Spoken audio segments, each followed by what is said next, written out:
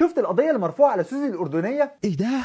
قضيه؟ ما بتكلمش في الحاجات دي ولا بتكلم ولا ليا في اللايف خالص. طول عمرك يا اما بتتهزق يا اما بيتشرد لك. وان انا شتمت وانا شتمت عشان اتعصبت وانهارت. عادي، هو ابويا يتقبل الشتيمه. يا اما شتم في الخناقات من الاغراب، جت عليا انا اشتمه انا كمان عادي.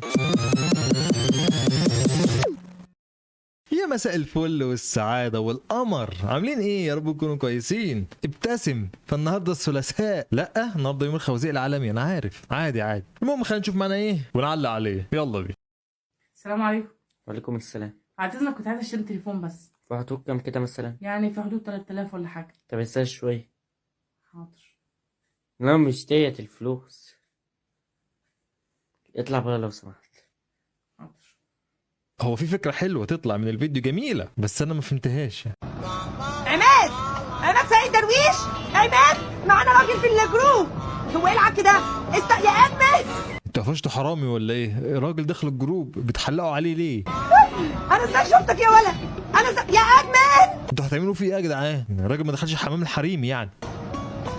يا ادمن. طب يعني انت مبسوطة ولا زعلانة، ولا انتوا عايزين الراجل، ولا انتوا بتتخانقوا على ايه، ولا انتوا جروب نسائي مش عايزين اي حد داخل عليكم؟ معانا واد في الجروب. امسك حرامي. حرامي ده انا افتكرت ان الولد يا عيني هيحصل له حاجات لا مؤاخذة يعني، بس الحمد لله طلعت ان هي سليمة. اعملوا له منشن يا ادمن. اسمه عماد سعيد درويش. اعملوا له منشن. انا ازاي شفتك يا ولد؟ انا ما بشوفش 3/4 الكومنتات. بسرعه يا ولاد.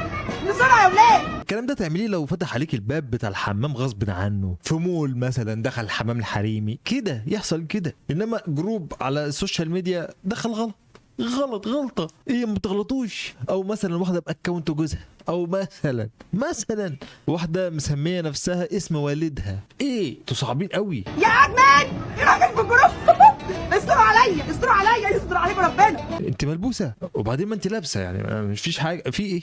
هو انا مش عايز اصدمك يعني حتى المؤاخذه لو مش محدش هيرضى يبص يعني حضرتك، يعني واحده طالعه لي حاطه لي في وشها فحم، مش هبقى فاضي اشوف اي حاجه تانية. نوران اديته بلو. ده كان هيكره صنف النسوان مني. لا ما تقلقيش، ما هي رساله وصلت واحنا كرهناها فعلا. تخيلي بالمنظر ده كده الواحد يخش جروب لسه اول مره يتصدم بالخلقه دي في وشه، لازم يكره الصنف. شفت القضيه اللي مرفوعه على سوزي الاردنيه؟ ايه ده؟ قضيه؟ ليه عملت ايه؟ النيابه العامه امرت بضبط واحضار سوزي ايمن او سوزي الاردنيه، وده بعد ما قدم مجموعه من المحامين بلاغ للنائب العام ضدها بسبب فيديوهات هي نزلتها، وبيقولوا ان الفيديوهات دي خارجه عن الاداب العامه والعادات والتقاليد الشرعيه. استنى قبل بس ما نكمل، خارج عن الاداب العامه والعلاقات يبقى الفيديوهات اللي شتمت فيها ابوها عادي، يعني بنت بتهزق ابوها على السوشيال ميديا، دخلكوا ايه يا جماعه؟ يعني شتمته ودتش وشبين حركتين بالانف، ايه المشكله؟ بتعلم ابوها الادب، بتتدخلوا ليه يا جماعه؟ في ايه؟ تهدم القيم الاسريه المصريه، وده بعد ما طلعت في لايف وقعدت تهاجم فيه والدها قدام الناس، والمحامين دول طلبوا القبض عليها والتحقيق معاها ومنعها من السفر. انا شخصيا بتمنى لسوزي انها تطلع من المشكله دي على خير، وخصوصا انها طلعت في فيديو النهارده مع والدها وبتعتذر عن اللي حصل. منعها من السفر؟ دي بتتخانق مع ابوها عشان خاطر 10000 جنيه، انت متخيل؟ سفر ايه حضرتك؟ اخرها يوم ما هتتمعظم وتقول انا سافرت هتروح الساحل، ومش الساحل العادي، لا ده ساحل شبرا. ايه يا باشا في ايه؟ ما نهزرش. طلع اتكلم في السريع قبل اي كلمه انا هتكلمها. انا عارفه ان انا غلطانه، ان انا شتمت وان انا انفعلت وان انا انهارت في اللايف. الحاج اللي ورا ده المشتوم صح؟ ما تقوليش كده، ما تعتذريش عادي، يعني ايه المشكله لما تربي ابوكي؟ يعني ما تربيه، هو الراجل فعلا محتاج ان هو يتربى. قبل اي حاجه انا كنت فاتحه اللايف، وكنت فاتحه لايف عادي خالص، وفي 20000 واحد متفرج طبعا. وانا فاتحه عرفت ان والدي خد فلوسي واداها لعمتي تحل ظروفها ومش عارفه ايه، فانفعلت على اللايف، انفعلت. انما ان انا افكر بعقلي او بتصل اللي هنا اهو واقفل اللايف واروح اتخانق بقى معاه، او نروح نشد في فروه بعض في الاوفلاين، لا لازم الناس كلها تعرف الخناقه، مش احنا عيلتك التانيه. فانفعلت في اللايف وشتمت وما اعرفش ايه. فانا بلخص الموضوع، فوانا بشتم في اللايف والدي قبل ما انا اشتم بيقول لي انت بتبادي بال10 وبال20000، فقلت له ليه؟ هو انا شغاله كذا؟ فانا قبل ما كلمه انا شغاله كذا وشتمت وبدات انفعل وبدا يجي لي انهيار وانا بقول انا شغاله كذا، وبدا اللايف يتسجل لي وينزل على الفيس ومواقع تاخده والمحاميين تاخده ويرفعوا قضايا. حضرتك ده شيء طبيعي، يعني ان الناس اللي موجوده عندك بتسجل اللايف، وانت اكيد عارفه ان اللايف بيتسجل باماره ان انت قلت لابوكي ان الناس بتصور وهتنزل الكلام ده على التلفزيون.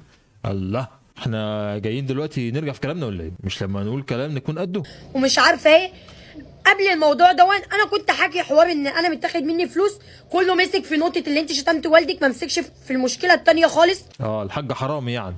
انت حرامي يا حاج، انت اللي قاعد ورا مالكش اي دور خالص. اخي خالص كده اهو، شماعه شايل الهدوم اللي انت لابسها، ايه ده؟ دي حاجه برضو انا مش ماليش في ان انا اتكلم فيها، لان كل واحد وتفكيره، كل واحد والريتش اللي هو حابب ياخده. ريتش هو اي واحد قليل الادب سافل مش محترم منحط عديم التربيه يطلع يقعد يشتم ويهزق في ابوه قدام الناس ويقول لك ريتش؟ طب انت هزقتي ابوك عشان خاطر ريتش؟ ده بالمناسبه يعني، لان اللايف كان فيه 7000 وبقى فيه 20000. ريتش بكره هنلاقيكي بتحدفي ابوكي بالشبشب عشان ريتش، بعد بكره امك، ما هو بقى هي بتيجي كده. فانا ووالدي ما فيش اي حاجه، وغير ده كله انا بتعالج نفسيا من اولى اعدادي.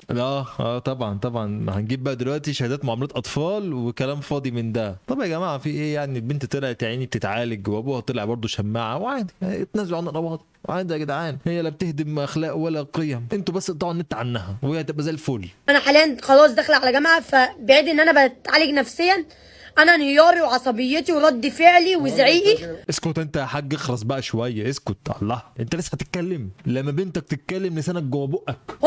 ثانيه يا بابا، عشان بابا ايه؟ انت خليتي فيها بابا؟ استنى اركن على جنب شويه. يبقوا واضحين وعارفين اللي فيها. بقى خلاص. عشان عصبيتي وده كله هما في البيت واخدين عليا على كده، لان ده انا تعبانه من صغري، يعني انا من صغري وانا بمر بالظروف دي. يعني الحاج ما شاء الله متعود على الشتيمه؟ اكيد انت يا حاج دلوقتي بقيت بتموت في الشتيمه. وحاولت انتحر كذا مره وايدي متدمره، ايدي المفروض يكون اصلا فيها باتري وايدي بايظه، وحاولت في اذيه ناس كتير، اقرب ناس ليا. انا بالنسبه لي ان مفيش اي حاجه، وانا ووالدي اتصالحنا ومفيش اي حاجه. خلاص صافي يا لبن يا حاج، يعني المره الجايه تضرب بالبلغه. فكر كويس. صافي يا لبن، انت حر يا حاج. وموضوع مقفول، ووالدي يطلع يتكلم عشان نلخص الحوار ده، عشان الناس كتير. ثانيه يا بابا، ناس كتير اتدخلت. ما تقعد يا عم الحاج، في ايه بقى؟ انت عرفت معاك ليه؟ ومره تقف ومره تقعد. يا عم بقى شوف لك حته ناشفه تقعد فيها بقى. مش قلت لك قبل كده لما بنتك تتكلم انت تخرس وما تتحركش عشان ما نسحبش منك الجاكيت؟ ده رشوه صح؟ ناس كتير عماله تطلع ريتش على قفايا في الحوار ده. انا مش حاجه اوكي، انا ولا اي حاجه، ولا انا واحده على السوشيال ميديا ولا ليا لازمه. انت فعلا مالكيش لازمه. وريتش ايه اللي احنا عايزينه على قفاك؟ هو اي واحد ملوش 30 لازمه هيطلع يقول لك انت بتاخد ريتش؟ لا قفاك ايه يا عم؟ ده انت قفاك مصدي. اتربى الاول بعد كده تعالى بقى نتكلم في موضوع الريتش. في ناس كتير بتطلع تتكلم على قفايا. ايوه بنقول ان انت قليله الادب وما تربيتيش. ايوه في ايه؟ بنوري الحاجه الوحشه للناس، بنقول لهم بصوا ده اخياع، ما حدش يعمل كده، ده ناقص رباية، ما تاخدوش قدوه. بس بسيطه يعني. وبعدين سيادتك مش قابله الانتقاد؟ ما تطلعيش على السوشيال ميديا، الموضوع سهل وبسيط. لكن طلعتي على السوشيال ميديا وهزقتي ابوكي وهزقتي نفسك وهزقتي العيله كلها، تستاهلي اللي يحصل فيك. وكم جريده بتطلع تتكلم على قفايا. فانا بعد اذنكم ما حدش يتكلم عليا ولا حد ليه دعوه بيا. لا وبعد الكلام اللي انت قلتيه دوت بقى هيقول لك لا دي زعلانه، دي مقموصه ان احنا اتكلمنا عنها، خلاص مش هنتكلم عنها. بالعكس عادي جدا، طالما انت شخصيه موجوده على السوشيال ميديا للاسف مؤثره، اي واحد معدي بالصدفه لو حب يلطش فيك هيلطش فيك على بلاطه. وبعد كده بقى السلام عليكم. مش عايز اسمعك يا حاج بصراحه، انت اخو الخال مش كده، مالكش لازمه. هتضيف حاجه يعني؟